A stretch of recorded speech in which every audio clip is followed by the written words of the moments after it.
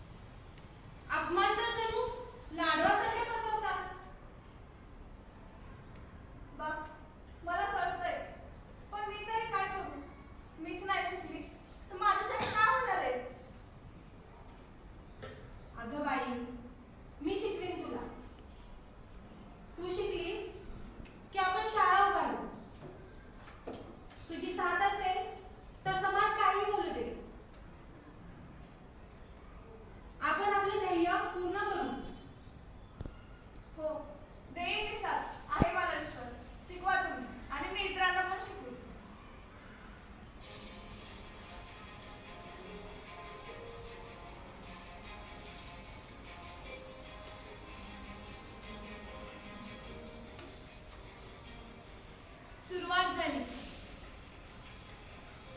शिक्षणाला. ज्योतिबांनी सावित्रींना शिकवायला सुरुवात केली. सावित्री शाळेत जाऊ लागली. पण समाज, पुन्हा समाज, या समाजाने त्यांच्यावर माती फेकली, शेण फेकलं, अपशब्द वापरले. पण सावित्री आणि ज्योतिबा कधीच मागे हटले नाही. ज्योतिबांची सावित्रींना कणखर साथ होती. त्यामुळे त्या शिक्षणाच्या कधीच मागे गेल्या, त्या शिकतच नाही.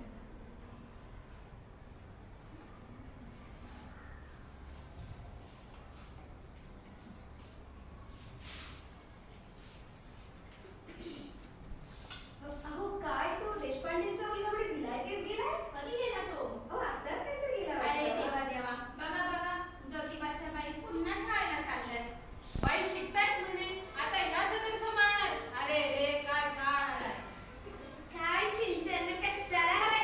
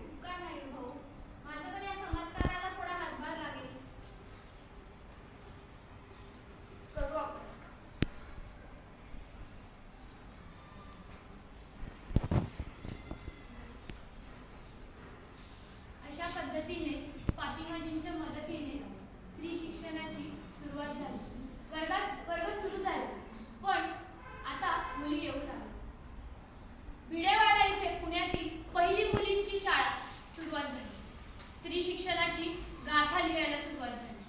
मुली शिकू लागल्या.